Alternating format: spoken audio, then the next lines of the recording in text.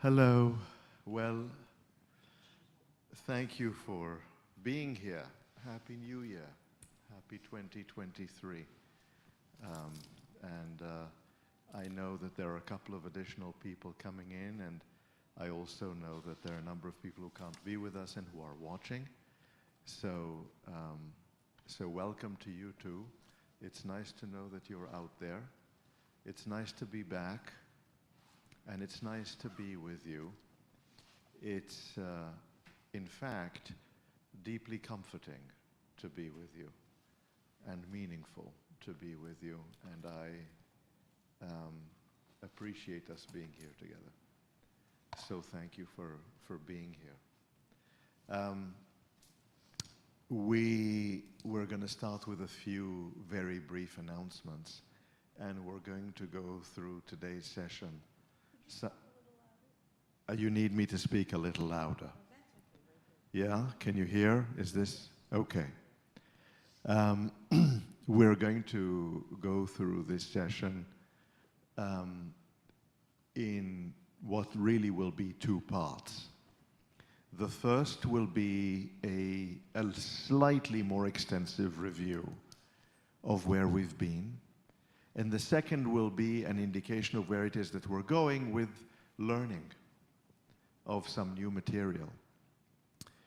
But next week, we're not going to be meeting because it's Martin Luther King Day weekend.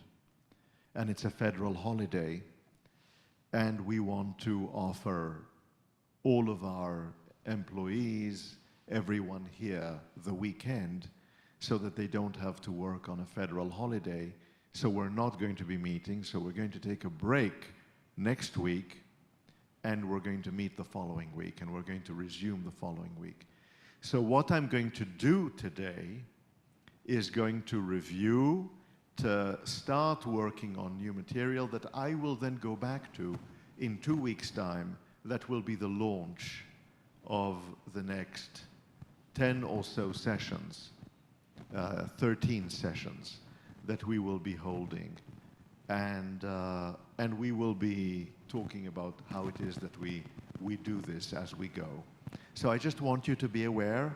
I just want you to know this is the plan.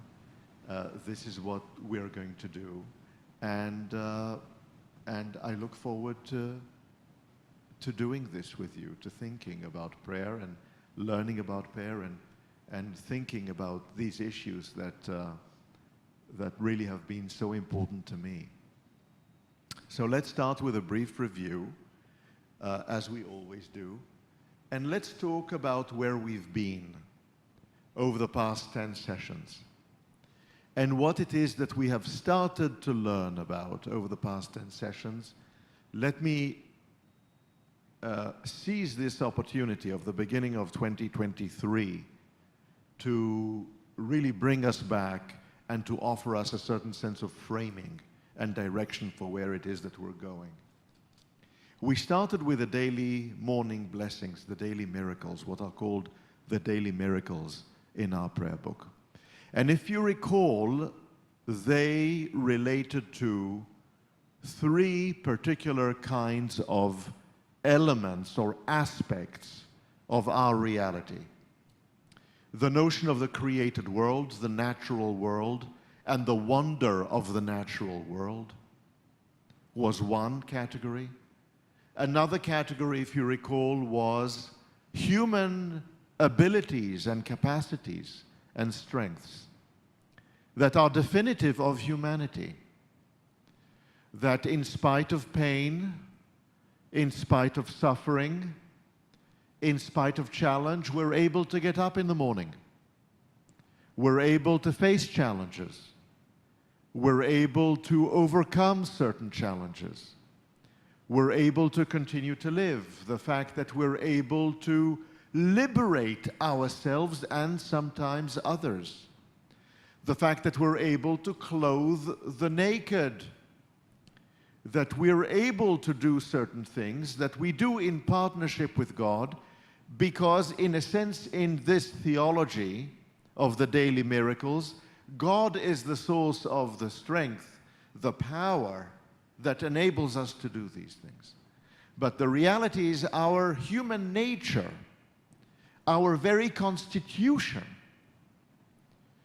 enables us to do this because we were created in this way. This is who we are. We are human beings. So whether it is Hamechin Mitzadei Gaver, or whether it is Zokef Kfufim, or whether it is Pokeach Ivrim, Einei Ivrim, or whether it is Somech Noflim, or Matir Asurim, whatever it might be, we have these human capacities. And then there is a third category, and that third category relates to being Israel. To Israel having a certain sense of purpose and mission, and if you like, I would almost say glory in that mission and purpose in the world. And this is where we start off. And through this exercise of identifying ourselves as part of the natural world, as part of the human community, and as part of Israel, and then identifying ourselves vis-a-vis our gender identity and our identity vis-a-vis others, we start to map out who we are and where we are in this world, which is the preparation for prayer. I don't know if you remember that, but we started with that, and we spoke about this at great length. And so this 4-minute introduction captures a number of sessions that we went through. And then we spoke about the Shema. And we spoke about the Shema in the context of other pledges of allegiance and other ancient Near Eastern literature. And we spoke about it as being revolutionary in its approach. And we spoke about it also in terms of it reflecting the covenant between God and Israel, our eternal covenant. In other words, our unique, if you like, pledge of allegiance. And that was one of the reasons we spoke about it so quickly after the section wherein we spoke about the daily miracles. And in a sense, we identified that moment of the Shema. I don't know if you remember, we spoke about the 8th and 7th centuries before the Common Era, and we spoke about what was going on. But we spoke about the Shema as, if you like, the cornerstone of what would become proto-Jewish theology or religious identity. And that's really important. That's a really significant moment. And we spoke about this as really the Jewish expression. The Shema and its 3 paragraphs of faith. And of faith in covenant. Of our ability and our need, our mission to partner with what is best in our world, what are our highest values in the context of the Shema, and to never let go of that. And for that to guide our lives. And that it's not about this particular ruler or that particular government or this particular emperor or that particular... No. It's an eternal covenant. And this remains the watchword of our faith. And we spoke about this at great length. So we spoke about the Shema. And for a moment we broke, as we spoke about the Shema, we took a break and we spoke about the blessing for the state of Israel. I don't know if you remember this.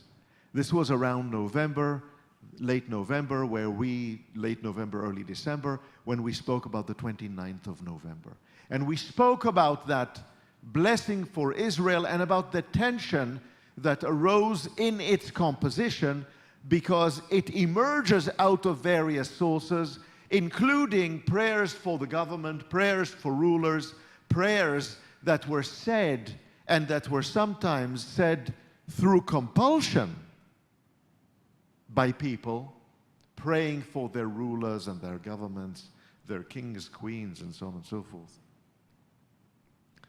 as well as a sense of, if you like, Jewish mission and redemption that is associated with the recreation, the rebirth of the State of Israel. And here we spoke about all of this, and we spoke about this at some length, right? And eventually, we led on to the Kedusha, and we spoke about the Kedusha, about that element of the Amidah as that moment of great tension based upon the prophecies of Isaiah and Ezekiel and the writings around them. We spoke about this in terms of the tension between the world as it is and the world as it should be. About the world on high and the inaccessibility of the world on high to us. And about the realization on the part of prophets that this wasn't going well down here. And at the same time, that hope that remains in the context of that access, that ability to think about and to relate to what happens in the world above. Right? And we spoke about all of this, and we knew all of this had meaning in our lives, and we went beyond that. We spoke about all of this also in the context of the centrality of the Kedusha to non-Jewish liturgy. And the Kedusha is absolutely central to Catholic liturgy, and we even listened to some Catholic liturgy, the Monteverdi, with regard to the Kedusha. The very same words from Isaiah and the very same Kedusha in the Vespers that were put to music by so many composers, including Monteverdi. And here, that great, holiest moment of the service, that moment of great tension, wherein we know our mission, we've recited the Shema, we've moved through the service, but where are we here, and are we able to fulfill that mission? And are we ever going to be able to get there? But we know it is out there. We know it is out there. And there is hope in us knowing that it is out there. Yes?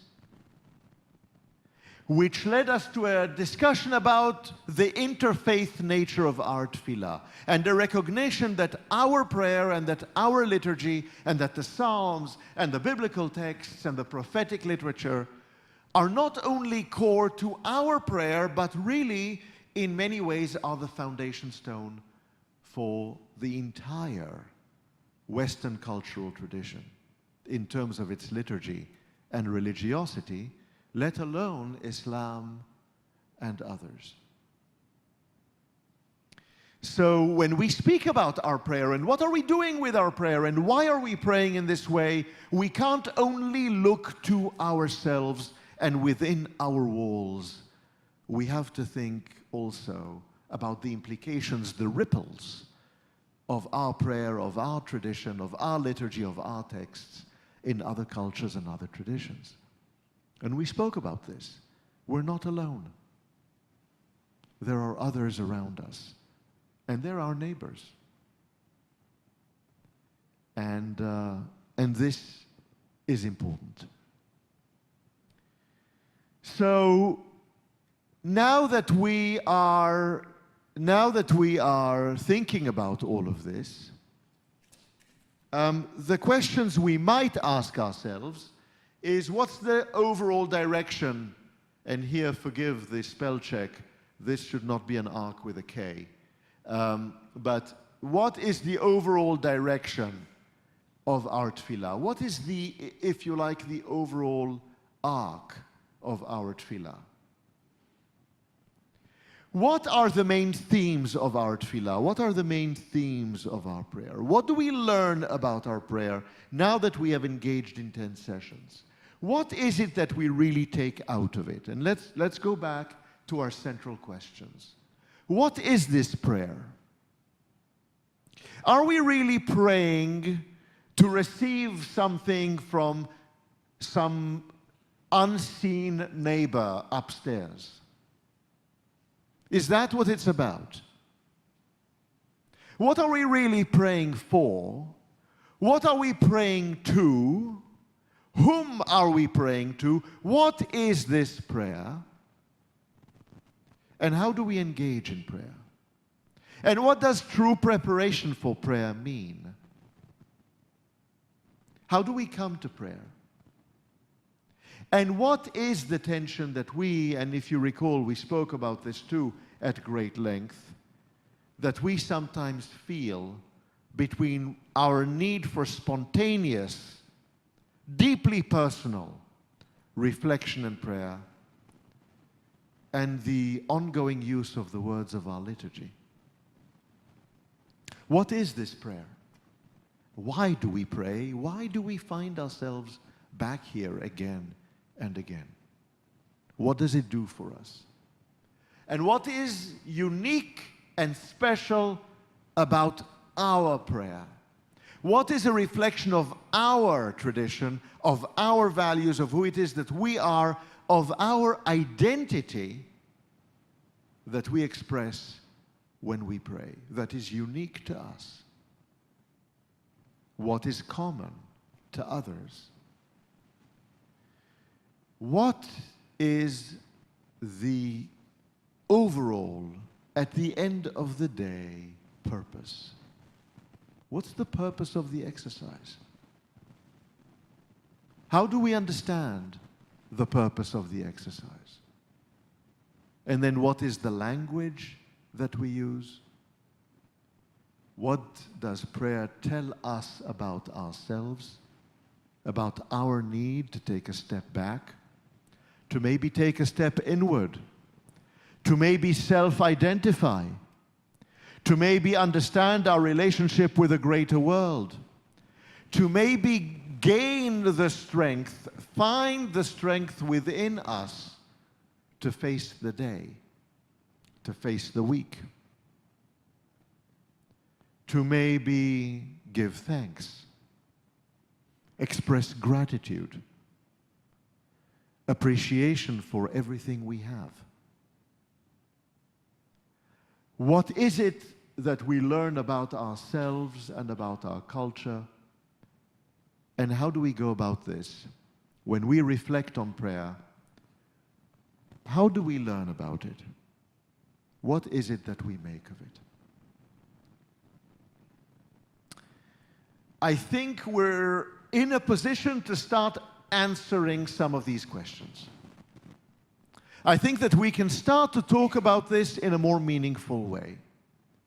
And I'd like to start to do that today, learning from the Kedusha, moving on from what we did with the Kedusha, and talking about prayer in community.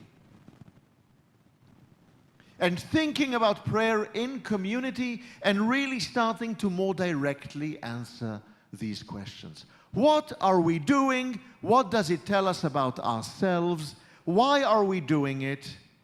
What does it tell us about our culture? How did we get here? And how do we learn about it? Okay? And from here, I think in the next dozen sessions or so, we're going to start answering these questions more directly. Okay? Does that offer us a little bit of a framing? Yes? Does all of this sound familiar? Do we? Yes. So we understand where we've been and where we're going. So let's go back for a moment to the Kedusha. And one of the elements that we spoke about with regard to the Kedusha, you remember that we said with regard to that central part of the prayer that we say when we're standing up, the Amidah, the 19 blessings that we recite during the Amidah, that the Kedusha is especially significant. And what are some of the markers of significance in our Jewish liturgy? One of them relates to requirements with regard to what happens if the prayer is interrupted or not interrupted, what happens if you hear it, if you don't hear it, you know, what, in other words, there's a whole set of teachings about the centrality of this piece or passage of liturgy with regard to the requirement to participate in it, to truly be part of it, to hear it, not just to know that it's being said, but what happens in the context of any kind of interruption, participation, lack of participation. That's one marker of significance. The other marker of significance that we spoke about is the need for multiple people to be in the room. 10 people, a minyan, to be in the room. Not every prayer, not every piece of liturgy requires all these people to be in the room. Some passages, some things we cannot do unless there is a quorum. There is a minyan. We do not take out the Torah. We do not recite the Kedusha. There are certain things we don't do. Other things we don't do. Okay? We spoke about this. Yes? And then there's another element, and that is physical movement. Do we stand up? Do we sit down? Do we lift our heels? You remember we spoke about lifting our heels? In other words, all of these are elements that are special to a particular moment in the prayer and that reflect a particular significance. Wherein the rabbis are telling us, pay attention here. This isn't like the other language you're reciting. There is something going on here that is unique to this passage. These are markers. So I want us to think about this as, if you like, anthropologists of prayer. When you go to other prayer worship services, Hindu, Muslim, Christian, whatever it might be, if you ever go, if you ever encounter them, you will see that there is a certain rhythm to the liturgy, and that at some point, something special happens. The burning of incense, the bringing of gifts, genuflection, a whole number of other things happen. They have meaning. They have significance. There is prayer that is said in private, there's prayer that's said in public. All of these things have significance. They're important. And we ask ourselves these questions with regard to prayer. So on that basis, let's talk about some more prayer. And let's do that in what is going to be our transition. And the transition is going to relate to something that everyone is very familiar with. The Baruch Hu. Do you remember every single Friday night when you come, every single Shabbat when you come, every single year, you say, Baruch Hu et Adonai Hamvorach, right? And then Baruch Adonai Hamvorach Leolam Va'ed, right? Do you remember that? We stand up, right? Yes? Yeah, right? Do I need to translate? Right? Remember? It occurs before the recitation of the Shema.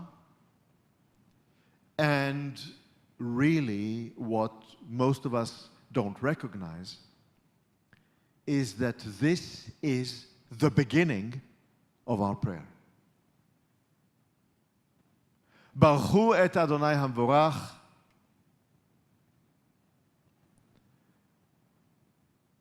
is our call to prayer. It is our invitation to prayer. Everything we do before that is preparation for prayer. This is the beginning of our prayer. This is our entrance into prayer. Now, it's very interesting for us to think about this for a moment, because the Baruch Hu, which we generally don't think about, right? We just do it, and, you know, we rarely learn about it. How many of you have learned about the Baruch Hu in religious school? How many people have taken the time to really think about this, about the Baruch Hu? Does anyone ever speak about this?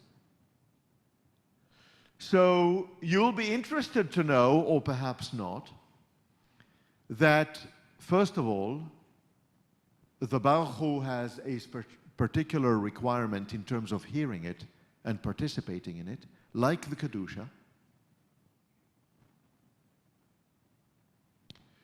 that the Baruch Hu requires a minyan,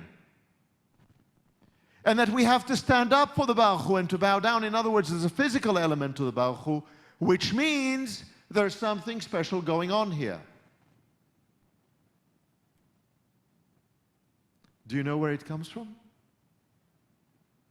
Do you know what the Baruch Hu is?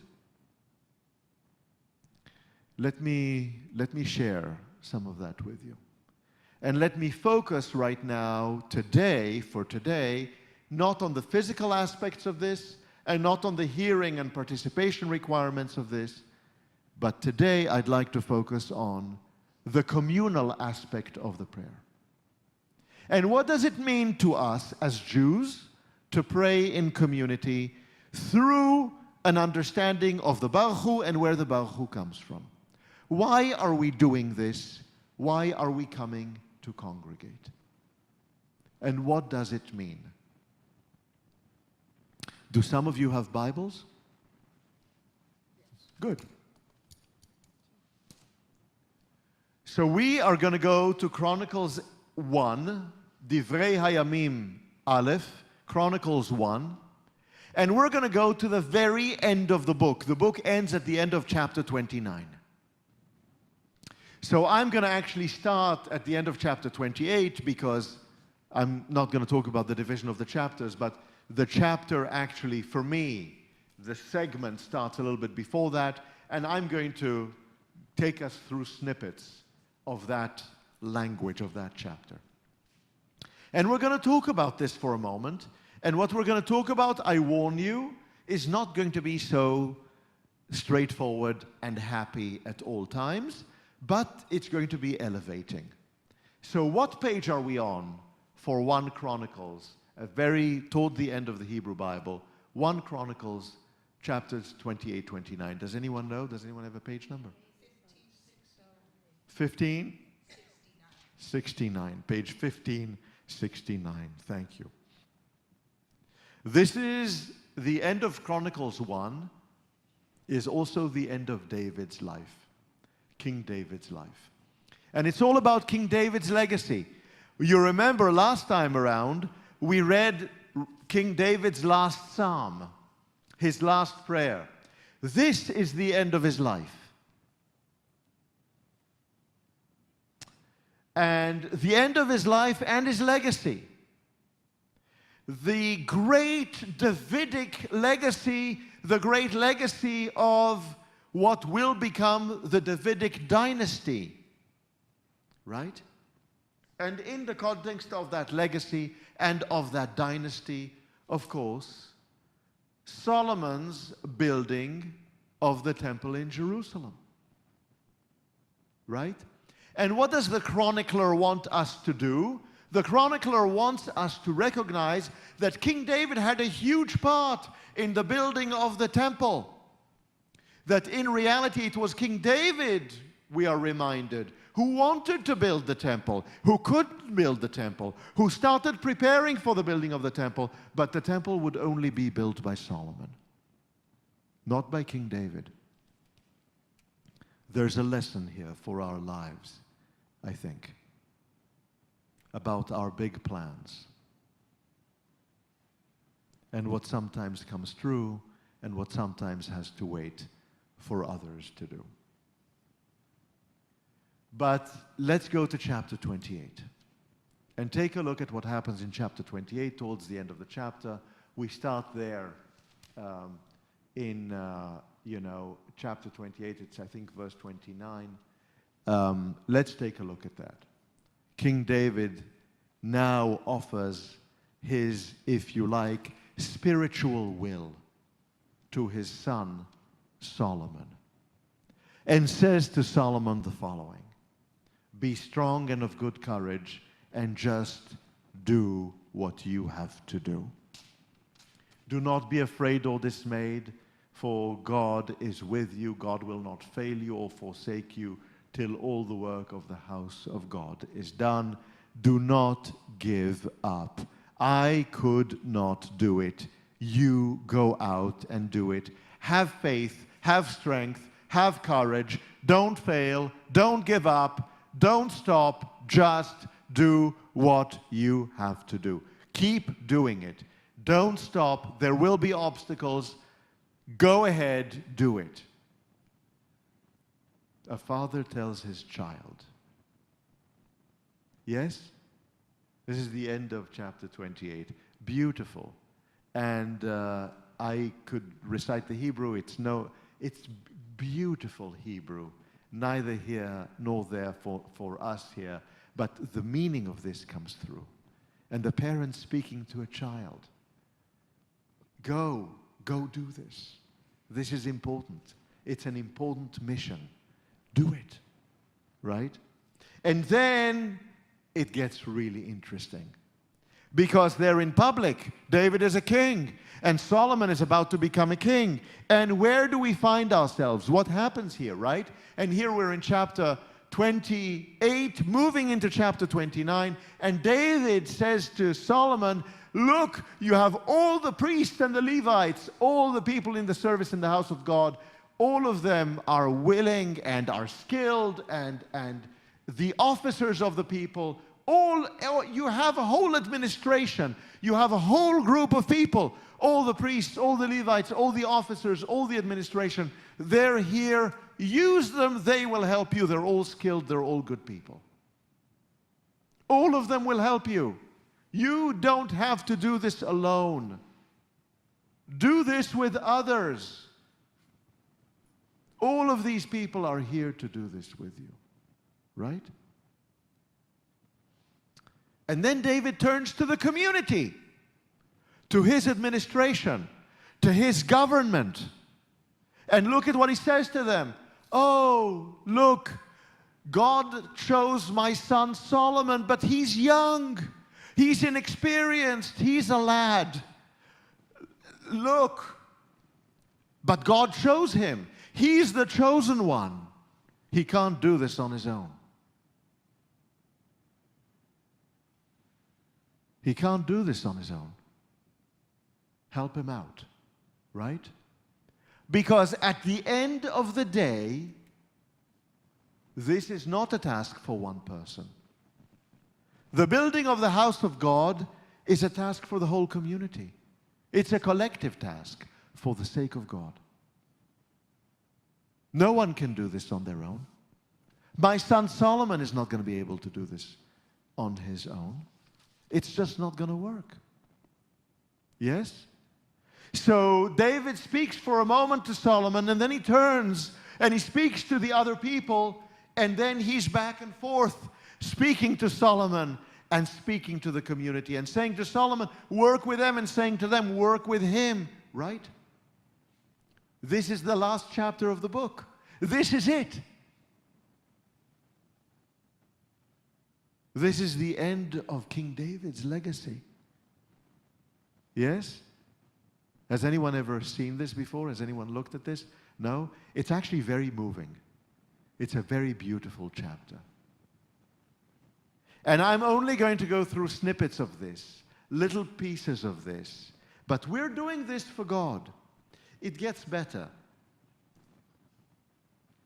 He says, I spared no effort. King David is now saying, I spared no effort to collect all of this stuff to build the house of God. The gold and the silver and the wood and the copper and the fine stones and gems and everything. All of these things that I've collected to build the house of God. I have done everything I could during my life to collect all of this material so that it will be used for the house of God.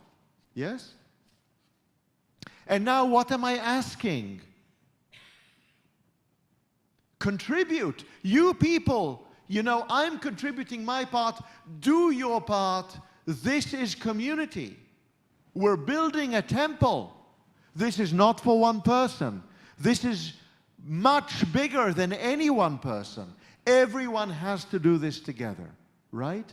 Who is going to step up and make a free will offering and devote him or herself to the glory of God, right? Who's going to do that?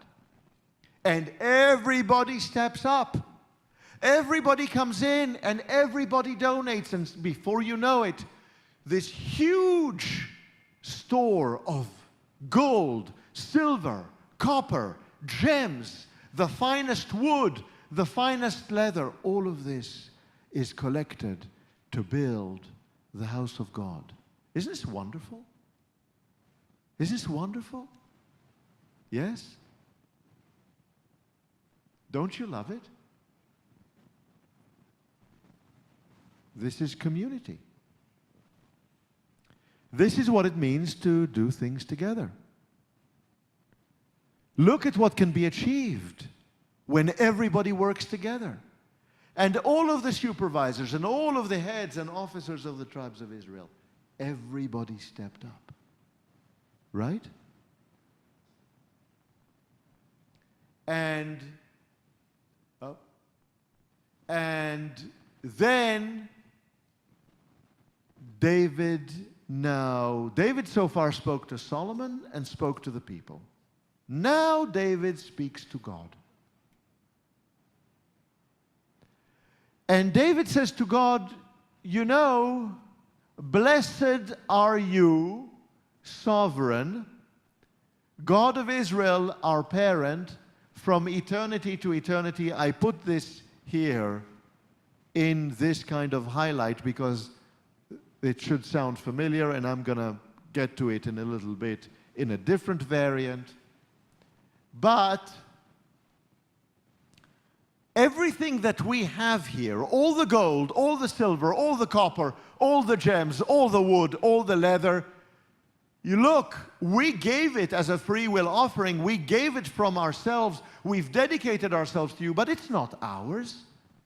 It's all yours to begin with. What, did we make gold? We produce gold from air? Do we make silver? Do we make copper? Do we make wood? Where does the wood come from? From trees. Where does the gold come from? From the ground. Where does the silver come from? From mines. We didn't create all of this. It's in nature. It's in the world. It's not ours. It's yours. God, this isn't ours. It's not ours to begin with. It's yours. All we're doing is giving you back what is yours. Right? That's all this is. None of this is ours. Who are we? And then he goes further and he says, we are sojourners. We are gerim, strangers here on the earth. We're passers-by. Who do we think we are? Here today, gone tomorrow. We are strangers, like our parents. Our days on earth are like a shadow, with nothing in prospect. What happens afterwards?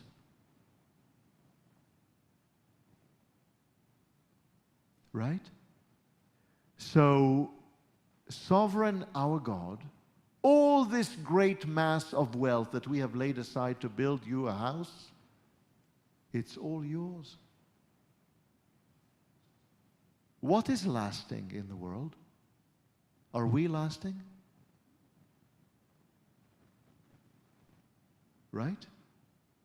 What have we collected, all of us? What is it that we're all doing? Oh, it's all about us. We're giving, we're donating. It's our money, it's our wealth, it's our this, it's our that. Wait a minute. Who are we? What do we think we are? Says David. We're passers-by. Right? Yes, this is David almost on his deathbed. This is the end of David's life. You see what is going on here? Yes? His great, great legacy, right? And so we collect all of this for you, God. For a moment, and really just for a moment, let's recognize that this is a beautiful, deeply religious, in fact, in Hebrew, magnificent piece of text describing the campaign to build the Temple of Jerusalem. It's also revisionist history. It's also a description of how the temple was built that, let's just say, is not completely realistic. It's idealistic. This is how a temple should be built. This is what should be. This is what community ought to be.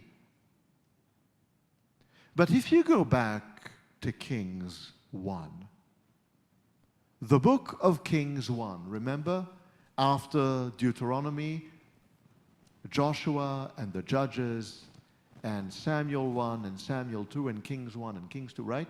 So Kings 1. If you go to Kings 1, and you go to Kings 1 chapter 5, which describes Solomon, and you go to verse 15. Does anyone have it? Page 524. Page 524. What is being described there in terms of the building of the temple? How does Solomon build that temple? What do we know about the building of that temple? What does it say?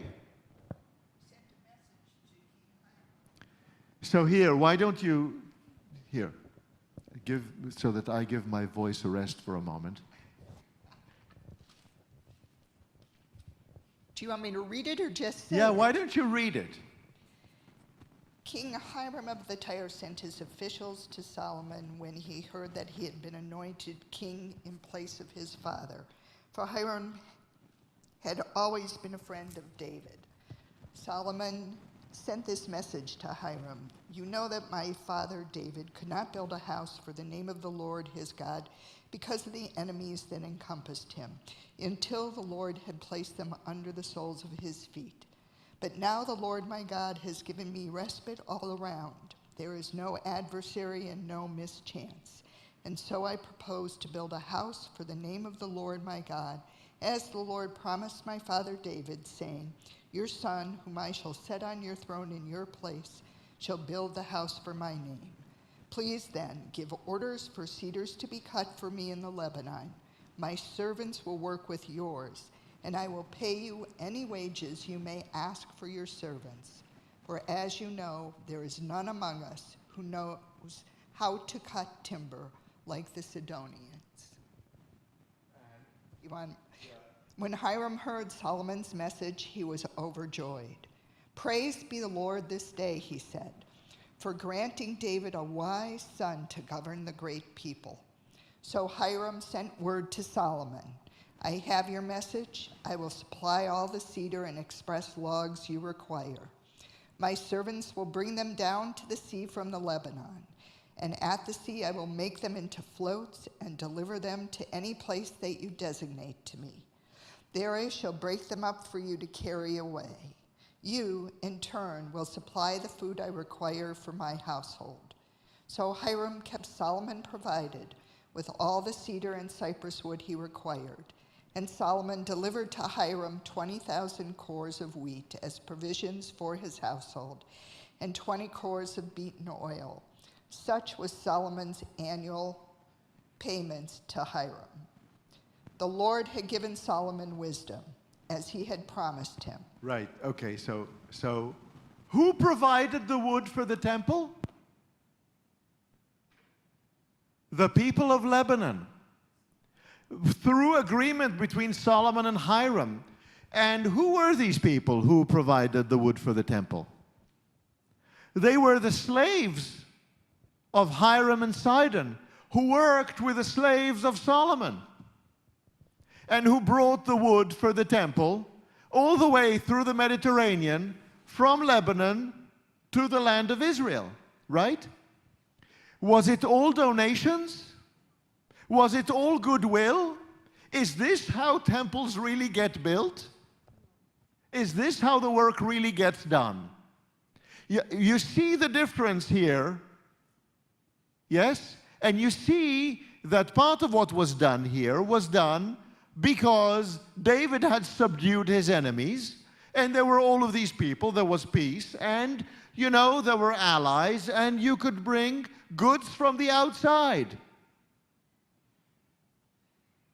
Yes? I'm offering you only one snippet of this, because there's more, right? But you see what is happening here in the book of Chronicles. The book of Chronicles, in a particular way, is revising this history. Everything was done with donations. King David collected, and other people brought it all in, and the community came together, and everything was a free will offering. Isn't that wonderful? Yes? And you see this being a little bit of a revisionist history. It hides a little bit of what we read in 1 Kings that happened, according to that text, in the building of the temple. Yes? You see what we're seeing. But it's a beautiful revisionist history. Right? This is what community ought to be. This is how we ought to be able to build a temple. Right? And at the end of this, and at the end of the chapter, and at the end of book 1 of the Chronicles, what does David say?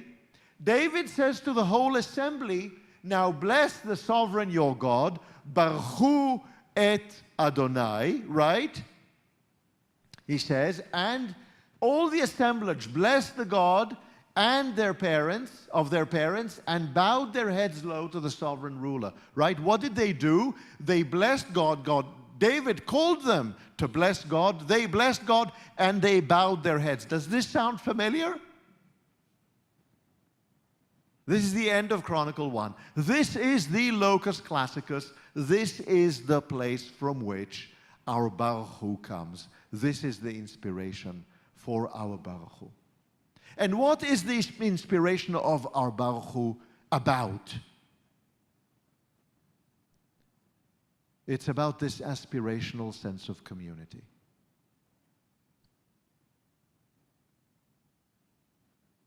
It is about this is how we do this. It is about joint purpose and joint mission. In the context of this story,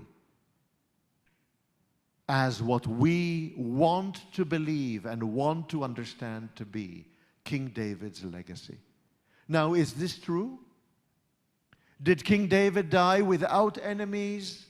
Did King David die without troubles? Did King David die in a world of peace and love and everybody was all together, working together happily? No. But isn't this beautiful? And this is where our Baruch Hu comes from. This is the inspiration for it. This is how it enters into our consciousness. This is what we aspire to. Right? So, a little bit more about the Baruch Hu for now. And then we'll come back to the Baruch Hu after our break next week. But a little bit more about the Baruch Hu. Do you mind a little bit more? May I? Yeah? I had a little question. Yes. Because I'd like to understand Minyan better. So I'm wondering, at what point did that become formalized, and why 10? Margie is asking the question. She wants to know about the Minyan. At what point was it formalized, and why the number 10? Right? There are two questions about the Minyan. The quorum, the number 10 that we need for prayer. Where does it come from? When was it formalized? Why the number 10? I will pay you later. We are about to answer your question, right? Here we go, Mishnah Brachot, chapter 7, Mishnah 3. Okay, we're in the 2nd century to the Common Era. The 2nd century to the Common Era. Hundreds of years after Chronicles was composed. More than half a millennium after Chronicles was composed. How does one recite a call or invitation to prayer? How does one do that? If one is in a group of 3 people, according to the Mishnah, if you have 3 people with you, then you say after the meal, do you know that we say grace after the meal? Do you know that there is a Jewish a Birkat HaMazon, a prayer, a blessing that we say after the meal? Yes? So it starts with, generally speaking, when you're in public, it starts with Rabotai or Chaverai Nevarech. Let us praise. Right? And then Baruch Eloheinu Shechalnu Mishalo, and we there's a whole formula that is said in the invitation to bless God in the grace after meals. We call that invitation the zimun. Zimun is the Hebrew for invitation, or the call to. The call to, the invitation to bless or to pray. In Hebrew, that is called zimun. When there are 3 people, let us bless the one from whom, from whose food we have eaten. Nevarech Eloheinu she'achalnu mishelo is what it says in the Mishnah. We should praise God whose food we are eating. Yes? That's what one says with 3 people. Yes? Not 10 people, right? 3 people. In a group of 10 people, the one reciting the call says, let us bless our God, right? So, suddenly, when there's 10 people, the formula is different from the formula that you recite with 3 people, because there's now more people, yes? This is in the 2nd century, in the Mishnah, right? So, with 10 people, the reciting person says the zimun, and says, bless our God. Right? That is the formula. So, would the formula be the same for larger numbers of people? In a group of 100, according to the same Mishnah, I'm bringing you snippets of the same Mishnah. According to that Mishnah, in a group of 100, the one reciting says, let us bless the sovereign our God. But if it's 1,000 people, let us bless the sovereign our God, the God of Israel. More is added every single time, right? In a group of 10,000, right? Let us bless the sovereign our God, the God of Israel, the God of hosts, right? Do you see what is happening here? So the Mishnah here is saying it depends on the number of people you have, right? By the way, it's normal. It's normal. Look at public speeches, look at public speaking, look at the way we engage with people. When there's a one-on-one conversation or a small group conversation, we're less formal. When there are more people, we're more formal. When there is a huge multitude of people, there is great formality, right? It makes sense that the more people there are, the more formal we get, right? Do you understand what is happening here? Do you see this? Right? This is the Mishnah. Rabbi Yosef the Galilean, Yosef Haglili, says, according to the size of the crowd, they recite the blessing as it is stated, bless you God in full assemblies, even the Lord, you who are from the fountain of Israel, and right. Okay, so depending on the size, you bless God differently. But,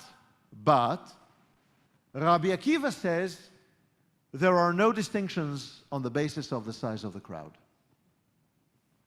What do you mean you bless God differently depending on the number of people? Are you telling me that God's nature changes? That we need to recognize God differently if we have 10 people or 100 people or 1,000 people or 10,000? Are we not blessing the same God? What do you mean you're going to bless God differently? So as long as there's 10 people, anything above 10 people, it's all the same, says Rabbi Akiva, right? And there are no distinctions. And he says, look at what happens in the synagogue. Look at what everybody does in the synagogue. If there is a small crowd or a big crowd, you can't tell if more people are going to come, fewer people are going to come. How do you know in advance how many people you're going to have? In synagogue, among Jews, you can never tell. You could have 10, you could have 50, you don't know how many you're going to have, right? If there's 10 people or more, if you have a quorum, it's all the same. Yes? This is Rabbi Akiva. Okay? As long as there's a quorum of 10. And what the prayer leader has to say is, Baruch Hu, bless the sovereign. Baruch Hu et Adonai. That is what Rabbi Akiva says. And then Rabbi Ishmael, again, this great second century rabbi, who's recorded in the Mishnah, says, wait a minute. We recite in the synagogue, bless the Lord, the Blessed One, Baruch Hu et Adonai HaMevorach. This is Rabbi Ishmael. Right? This is the Mishnah, which means to us, Margie. Now I want to ask you the question. In the second century, was the Baruch Hu formalized? Did we know? No, we didn't know the formula. The formula wasn't yet formalized, right? The formula was not yet formalized. Did we know what we had to say in a quorum of 10, of 100, of 1,000, of 10,000? Was this all settled? No, it wasn't all settled. There was a debate. We know because the Mishnah says so, right? But there was already a practice. There was a practice in the synagogues. And there was a practice of calling people to prayer in community. And calling people to prayer in community, thinking about Chronicles 1, the end of the book. The end of that book. We know that that already existed. I'm going to leave you with a story. And you know, it's a story about this. This is from the Talmud. The Talmud tells this story. This great scholar, Rafram bar Papa, son of Papa, happened to come to the synagogue of Abbe Giva, and came up to read from the Torah, was invited to read from the Torah. What do you do when you read from the Torah? When we read from the Torah, what do?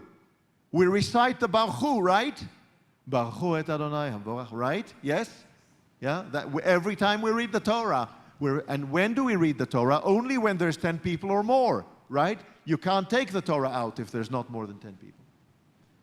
And he recited Baruch Hu et Adonai. Because Rabbi Akiva said, this is the formula you have to recite, and he believed that the rule followed Rabbi Akiva.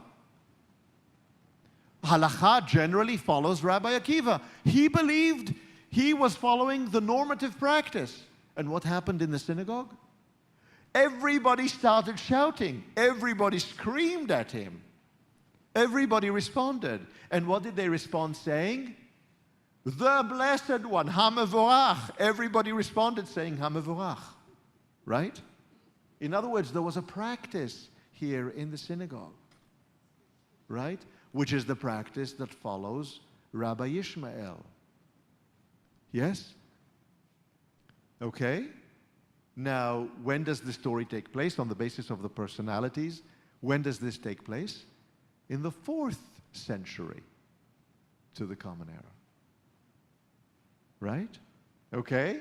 So here is all of this, and the crowd is screaming. You can imagine what happens. You go to a temple, you go to a synagogue. That's not yours. You don't know the practice. They're inviting you for an honor. You do your thing. You realize you did the wrong thing, and they let you know, right? And they let you know with spirit, right? So later, Rava, a great scholar, a great Talmudic authority, took him aside and says, "Look at you, you black pot." Now, a black pot in Talmudic parlance is actually a compliment. What's the worst thing for a pot? To be unused. What's a pot if it's unused? Right? How can you tell when a pot is used? It turns black, right? What does it mean for a person to be called a black pot? A black pot is a student who really studies. It's a person who really studies Torah. It's a person who really engages. It's a person who really tries to figure things out, right? A black pot is not just a pot that's in the cabinet and that stays there and that's, a pot by name. It's a pot that's getting into the world, that's trying to do something, right? A black pot is a kind of a Talmudic compliment. Now you know, right? You can try calling that to people around you. Nobody will understand. But in any event, it's part of the culture. It's part of Talmudic culture, right? What are you involving yourself in this dispute between Rabbi Akiba and Rabbi Ishmael, right?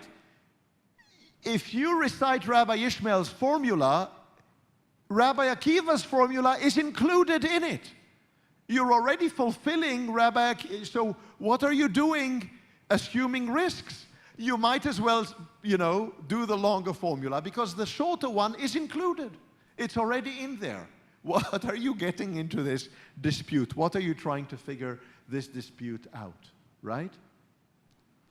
And he says, but furthermore, you should know, you should recognize that in this particular instance, all of us, everywhere, all around, the practice is the practice of Rabbi Ishmael. In other words, in the 4th century to the Common Era, we know already that the quorum is the number 10. We know where it comes from the Mishnah. It comes from the 2nd century to the Common Era. And it comes from synagogue practices. And we also know that the formula of the Baruch Hu is set in the 4th century here according to the Talmud, that they already know. But more importantly than this, we know why we say it. Why we say it. We say it because we aspire to the kind of sense of purpose, of mission, of community and commonality that is expressed by King David at the end of his life and in his spiritual will to Solomon in the end of the 1st book of Chronicles. That's why we say it. And that's why we say it together. And we say it together recognizing that we're in this together, but that what is really lasting in our lives is not us. It's above and beyond us. That we come and go, but that what we really are praising is that which is lasting. This is our call to prayer. This is where it comes from. This is why we say it. And this is why we bow down. We stand up and bow down as we say it. And all of this, and this is only part of it, I'm going to come back to the call to prayer after our break, is encapsulated in 8 words. 8 words.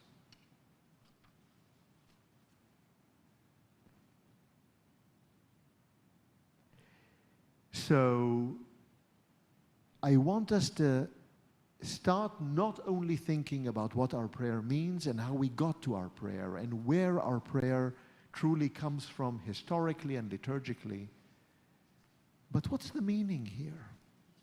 Why are we doing this?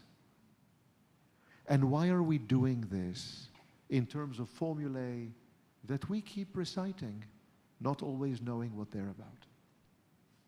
Yes, Helga. It seems to me, as I'm following what you say, that it is all sort of aspirational, what we would like to be doing, rather than...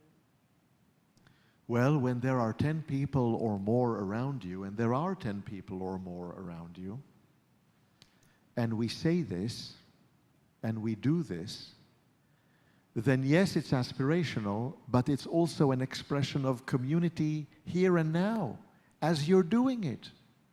And the fact that we are aspiring for the same thing together, assuming that we all know what we're saying, which is the assumption, right? That gives us purpose, that gives us strength, that gives us the ability to pray together. This is the beginning of our prayer together. This is after which we have the blessings before the Shema, and the Shema, and after the Shema, and eventually the Amidah. In other words, it's aspirational, and by doing it, we bring it to reality. For a moment. That's prayer. That's what it's about.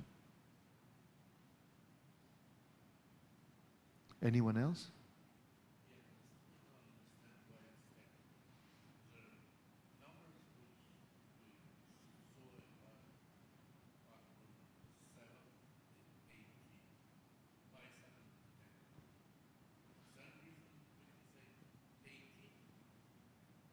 We could, so the question is, Michael is asking the question, why the number 10?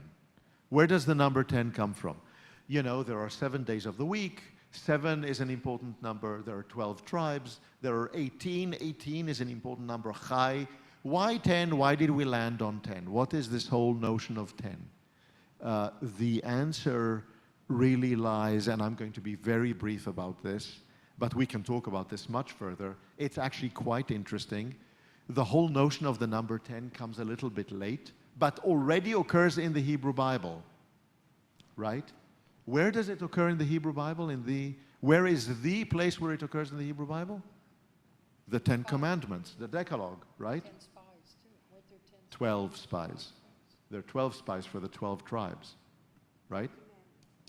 But there are 10 Commandments. The Decalogue, the 10 Commandments, which, by the way, is a late insertion into the Hebrew Bible, right? Let me just say this. You're absolutely right. Initially, it wasn't the number 10, right? Explain to me why all of these prophets, Amos, Isaiah, Jeremiah, nobody mentions the 10 Commandments. They didn't know about them. The 10 Commandments hadn't existed yet. The 10 Commandments are a later insertion into our Hebrew Bible in the context of the emergence of the new math that is brought about by the Greeks and the Romans. There is a new mathematical understanding in the context of which there's a whole new understanding of the quorum. And in fact, it occurs in other places in the Near East as well. And that is a relatively late addition, but already during the biblical period, this all occurs before the Bible is canonized. So the number 10 goes back a long way, but not quite as long. Certainly, if you looked at the second millennium before the Common Era, where's the number 10? How did we count hours? By sixes, right? The cycle of counting was 6. 6, 12, 20, right? Not 10, right? The whole lining up of numbers was different. There's a great deal more here. I could say a lot more about it, but this is the brief response to your question. Yes, 10 is a relatively new invention, but it already occurs during the biblical period. And the 0 is even later. The 0 is even later. The 0 is actually an Arabic invention. Yes, please.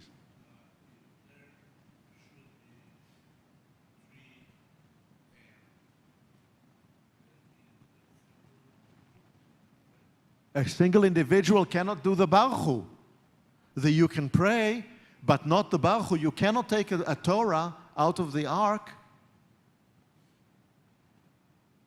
But there are certain things you can do, but there are other things you cannot. If we do not have 10 people, there are certain things we do not do.